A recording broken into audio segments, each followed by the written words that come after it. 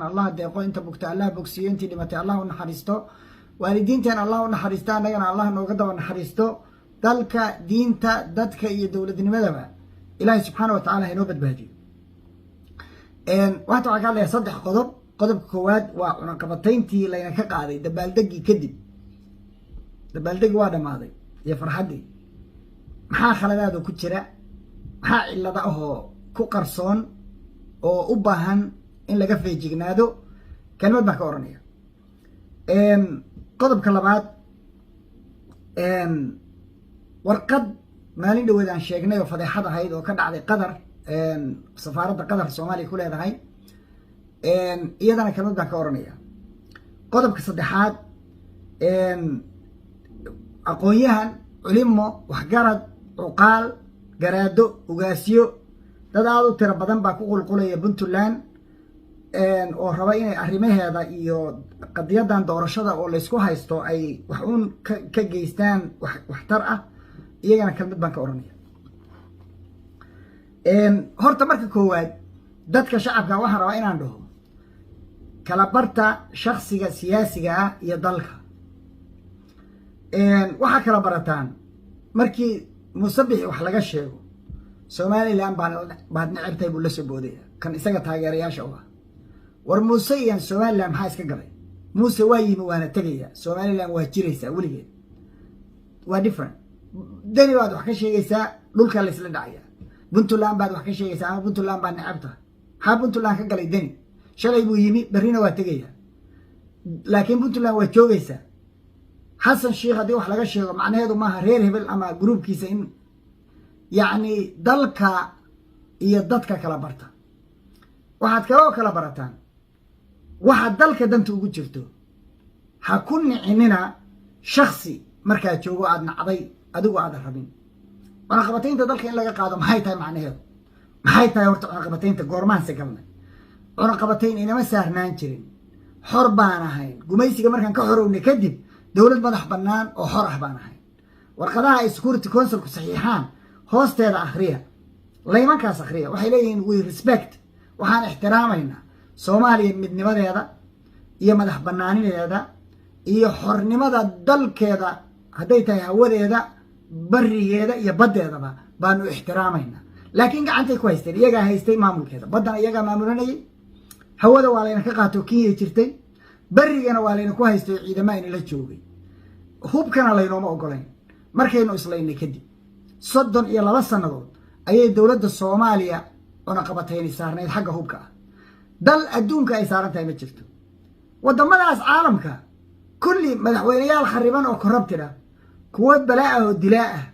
kuwa dictator ah kulli waa leeyihiin laakiin waxay leeyihiin system iyo dawladnimo therefore iyagu waa leeyihiin inaguna waa lahaan karnaa qof kan aad adigu dhibsanaysid maantu yimi bari waa tagaya laakiin dalkii baa joogaya 32 sano hadaa cunaqabatayn saarneed xornimadaadii gacanta lagu haystay chapter 7 wax la yiraahdo lagu galiyay chapter 7 na saddexda uu ka koobay xornimadaadii la qaatay oo dib lagaaga cishay maxmiyad ku jirtid iyo inay ku kontaroosho dad ajnabi ku ilaali ku kontaroona ayagu xataa isku haysta danahooda khaaska oo iska hor imaanaya dartood isku haysta xagga loo dhigaya oo adiga aan ku danayay nin walba uu ka eegayo meesha uu rabo inuu ku kaxeeyo isagu dantiisa ka eegayo baad ku qanacsan tahay oo rabtaa madaxweynahaagii iyo dawladdaadiina waad ka soo horjeedaa oo waad kaasa ka dooranaysa waali weeye noocaasi waxa la yiraahdaa waalida dhaqanta madaxweynaha hadaa jeceshay hadaa neceb tahayba 2 sano u hartay laakiin Soomaaliya weligeed ay joogaysaa haddii marka uu fududeeyay oo isaga xilligiisii ay fududaatay in layna ka qaado cunaqabatayntii oo muddo soo socotay shaqadii ugu badnayd oo laga qabtayna ay qabatay dawladda isaga ka horeysay markii xil wareejinta la sameynayna loo sheegay madaxweynaha hore u sheegay waa ku diyaar cunaqabatayntii haafna la qaaday tiimkan Abuukar Baale ilaahay ha xifdiye uu madaxda u yahay oo national heroes nimankaasi waa geesiyaal qaran ay intaasoo sana ka dagaalamayeen oo ka campaign gareynayeen oo ka lobby gareynayeen haddii lagu guuleystay waa wax wanaagsan oo Soomaali u soo hoyday maaha Xasan Sheikh wax u soo hoyday waa wax u soo hoyday Soomaali dadka qaylinayo xasan sheekh hubbu soo qaadanaya intuu hub soo gato annagana laynaya xasan sheekh ma nin waalan ba muxuu ku laynaya maxaa laynta keenay dadkaa horeeyo u baahan yahay inuu laayaa jira kuwaas ha walwaleen al-shabaab ha walwalo dalku ha xoroobo qolada labaad oo salmugii u fariisanaysaa waa qolada dariska ah oo baryahan oo dhan nagu handadaysay deked baanu idinka xoogayna salmugiisa u fariisanay 32 sano 33 sano aan dowlad la'aan ahayn awoodna aanan lahayn nagumana dhici karin hadda haddaan hub yeelano sida caalamka oo dhan dowladaha adduunka oo dhan dowladda hubkeeda la kontaroolaa ma jiro warka waa nasiib darro inaad kala fahmi weydaan xasan sheekh iyo dowladnimada inaad kala fahmi weydaan qadiyadaas marka intaa kaga gudbo maxaa ka khaldan qodob baa ku jira khariban qodobkaas qoladii hore waa diideen oo dowladdii ka horreysay ah qoladan waa yeeleen campaign baana laga galay horeyna u yeeleen oo iyagoo degdegayo meel daran ku ordaya bay imaaraadka waxay u saxiixeen inay heshiis u saxiixeen inay hub alla hubkay doonto la soo degi karto waxaa lagu daray marka oo imaaraadka iyo ingiriisku ku darsadeen iyagoo ka loobigareeyey villa soomaaliya tiimka mission at new york noo jooga oo un ta inoo qaabilsan oo abuukar baale madaxda u yahayna lagu khasbay inay aqbalaan in lagu daro faqra ingiriisku waa pen holder isagaa qoraya waxa la qorayo daraftigaasaa la keenaya daraftigaa la keenay oo laga codeeyey waxaa ku qoran inay jiri karaan security companies oo ajnabi ah inay keensan karaan hub intii alla intay doonaan laakiin kelmad fiican baa ku jirta ilaahay mahadiis oo chineesku uu farta ku fiiqay oo ah laysan in la siiyo dowladday uga baahan tahay kaba soo qaad marka xasan qola waa siiyey horta hadda waa siiyey qolada labaad oo rabtaana waa ingiriiska inuu siiyaba ka soo qaad berri marka la bedelo oo madaxweyne kala yimaado waa laga qaadi karaa laysanka laga qaadi karaa marka laysanka laga qaado macnaheedu waxa weeye ka baxa waddanka hubkiina iyo idinkuba ka baxa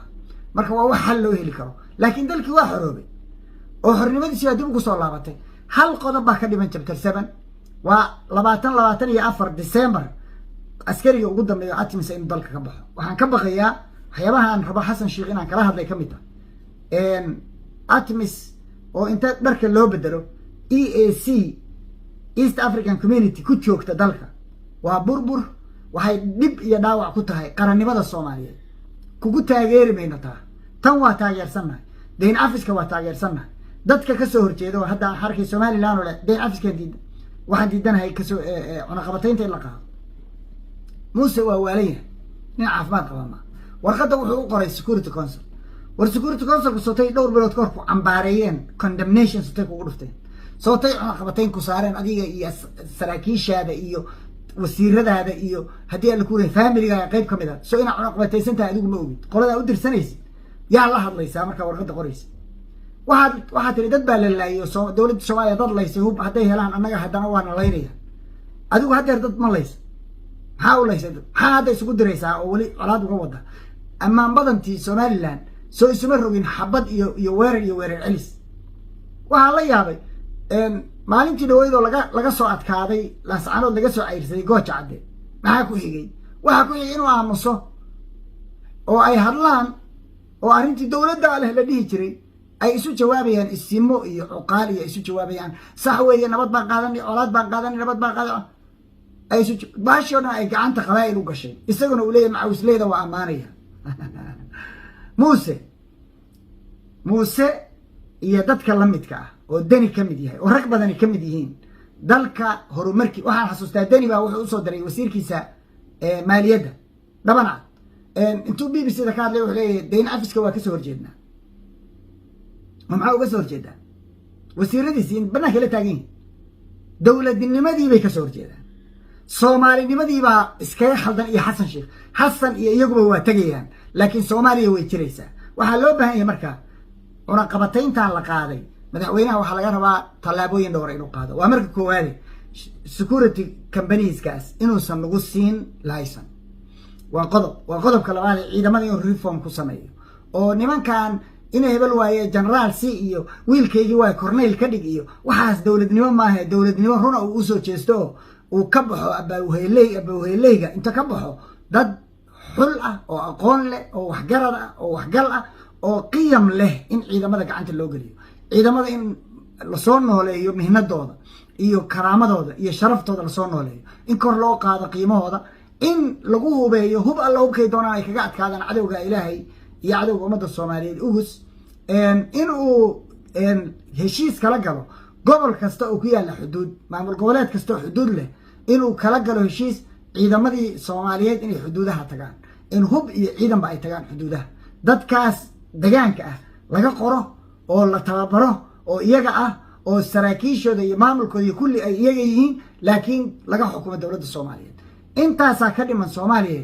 adeenow legacy ka tag wixii mashquulka ah ku ahayd iyo musuqii inta noogu kaadisid arrintaa ku mashquulo soomaaliya uga tag legacy qodobka kaloo ku haray waxa weeye 2 sanaa laga joogaa doorashada soo socota 2 sanaa ka dhiman sanad ka hor baad waxaa tiri doorasho qof iyo codaan qabanaya ilaa iyo haddeer tallaabo maadan qaadin run ka dhig oo qaba doorasho qof iyo coda ummaddu ha doorato dadka ay garanayso rabto qodobkaas xasan sheekh iyo cunaqabatayntii intaasaan kale Chinese-ka iyo Ruushkuba waxay u codeeyeen oo sababtay ugu codeeyeen iyagoo ka soo horjeeda qodobkaas security-ga ka soo horjeeda sababtay ugu codeeyeen bal horta Soomaaliya xor ha noqoto Soomaaliya hadda way xorowday the good news waxa weeye security council hadda hadduu cunaqabatayntii inuu nagu soo celiyo naguma soo celin karo fiitay saaraya weligood yeelmayaan marka arrintaasi waa arrin guula Soomaali u soo hoyatay sidaa ha loo fahmo cid isku duulayso isweerarayso qabiil ah oo qabiil kale ku duulayso u ooman haraadna u qabta inay dad kale oo qabiil kale alayso ma jirto dowladnimay ka shaqaynaysaa markay aragto awoodeeda iyada dowladnimo u fikiri doonta meel walbana waa joogaa madaxweyne xun dad la laayana waa jiraan laakiin dowladnimadii iyo xornimadii Soomaaliya soo laabatay qodobka intaas ka hornay qodobka labaad waxaan arkay gabadhii aan qodobkeeda ka hadlay warqadii fadeexada ahayd ee qadar dad badan oo la soo dhinaceeda ka socda ay soo weeraray oo ila soo hadlay laakiin ilaahay mahadiis markaas aan sameeyay baaritaan cusub baan sameeyay anagu been ma sheegno waxaan hubnaan sheegnaa warqadii aan sheegay baan daba galay wasaaradda arrimaha dibadda xubnaha ugu sareeyaan la hadlay waxaan u maray waddo kale u maray waxaan la soo xaqiijiyay warqadda ay haystaan inay tahay midaan haysano ayna tahay tii ay la wadaagtay safaaraddu sidii aan u sheegay marka waa 100% 3 qof ugu yaraan oo gabadha la hadlay oo ay ka eed sheegatay barnaamijkii aan sameeyay oo ay leedahay waa lay dulmiyey oo waxa ay dulmiyey nin ila shaqeeya anigu warqadda ma qorin magacaygay ku baxday safaaradayna ka baxday emailkii safaaradayna ka baxday intaa ma inkirin laakiin waxay tiri qof baa qoray kale arrintaas aniga muhiim ma aha qof inay iyada tahay iyo qof kale inay tahay anigu iyada target kuma ay ma aqaaniba aabaheed iyo hooyadba waa aqaana waa 2 qof aan jeclahay iyaduna waa gabaraan adeer u ahay dad ahaana qabiil ahaana iyada igu dhow dadkaas aan ka hadlayo laakiin anigu iyadana weerar kuma ahi hadday rabto inay isdifaacdo ay cid kale eeda saartana she is more than welcome waraysi waa ka qaadaya laakiin qadiyadda meesha taal Soomaaliya oo dhan baa ceebowday dawladdu go'aan bay gaartay madaxweynaha iyo ra'iisul wasaaraha iyo wasiirka arrimaha dibadda waxay ku heshiiyeen inay warqadan ka aamusaan oo hoos ku tuuraan oo yiraahdeen waa fake intay fake ku qoreen dhalinyaro u dhiibeen suuqa la wareejinayo waxa kama jiraan warkaa dawladdu car ha tiraahdo waa fake challenge way ha geliso villa Soomaaliya ha la geliyo barahooda TV-ga laga sheego warqadaha soo saartay wasaaradda arrimaha dibadda Twitter-kooda ha geliyeen kuma dhacaan hay'adda safaaradda Mareykanka la wadaagtay waa official waxaana ku qoran email-koodii safaaraddu ay lahayd marka gabadhu waxay xaqiijisay warqadu inay jirto laakiin nin kale ku eedaysay hawshaas aniga ima taal kuwa isaysto dhan waa isku group laakiin dowladnimadii bay dib ku ahayd waxaan marka ku celinayaa wixii aan sheegay xaqiiq bay ahaayeen haba yaraatee in yar oo khalad kuma jirin ilaahay baana ku mahadsan qodobka saddexaad waxaa ku qulqulaya aqoonyahan culimo waxgarad ganacsato cuqaal ugaasyo iyo isimo caalamka oo dhanka meel kasta ka imaanaya baa ku qulqulaya Puntland waxay rabaan Puntland iyaduna ay rabtaa in nafta lagu celiyo waxaan soo xasuustay nin dhul baahantaa oo nafta ka baxayso baa u arkay rag tiro badan oo ag taagan oo ragiisii ah markaasuu nuur iyo naaleeye maanta waa u dhantiyeene ilma adeeryaal nafta lagu celiyo hadda waxaan la heli karin buu ninkaasu ragga weydiistay wax kastoo kale way u qaban karaan laakiin malakamood naf lagama celin karo sidii oo kale taagantahay Puntland waxay leedahay war nafta lagu celiyo isu soo baxa war isu soo urura war soo yaaca raggii hadda Nairobi ka yimi iyo kuwii gobolada ka yimi iyo ugaaskii iyo dadkaas tirada badan ilaahay waxaan ka baryayaa ka rajaynayaa inuu ilaahay ka aqbalo hawshay u yimaadeen laakiin intaan ka aqaan anigu dani intaan ka garanayo malaka mawdkaas ninkaa nuur iyo naaleeyale ku celi iga qabta ayuu la mid yahay cid saaxiib lama aha tala ma qaato intii joogtay oo dhan waa isa seegeen odayaashaanuna ma aqaan inay waddada mari doonaan waxaan idiin sheegaya culimmadu inay u tageen 3 beri ka hor inay la hadleen inuu handaday oo ku yiri doorashaan galnay inay dhaheen dagaal ma rabno amni baan rabnaa xabad ma rabno dalkan adaa madaxweyne ka ah waxa la wixii xabad keenaya jooji wuxuu yiri doorashaan galnay kharash badan baa naga galay waqti badan baa naga galay waa joojiyaad naleediin arrinta soo raaca doorashada waxay ku yiraahdeen madaxweyne adaa dalka lagu doortay hal qof haddii dhibaato gaarta adaa ka mas-uula intii hore dhimatayna adaan ku haysanaa haddii aadan salmugii u fariisan nabadgelyadana aadan ilaalin masaajidadan kaa radinayna waxaan leenahay ninkaasi waa nin rabshawada ah waa nin dablaroora waa nin dhibaatada isagu mas-uulka ah waa nin aan waxba maqlayn isimadii oo dhan diid cuqaashii oo dhan diid saaxiib gaara ma leh ninkii ka hor yimaado o yidhahdo arrintaanu shaqayn mayso kargaarku weydaarinaya baarlamaankii kala tage waan idiin sheegay baarlamaankii markay kala tageen oo lagaga adkaaday guddoonkii waxay yidhahdeen doraad wuxuu la shiray shalay wuxuu la shiray madaxweyne ku-xigeenkii iyo 3dii ugu sarreeyey baarlamaanka waxay ku yidhahdeen arrintan kuma celin karna baarlamaanka mar dambe ma ujeeda maxaa ka soo baxay waxaa ka soo baxay inuu yiri rag asxaabtiisa ku yiri waxaan leeyahay looma baahna baarlamaanka maadaama beek ay jirto beek baa go-aankeeda iskale sharcigu waa isaga si wuxuu rabaana shaqaynaya marka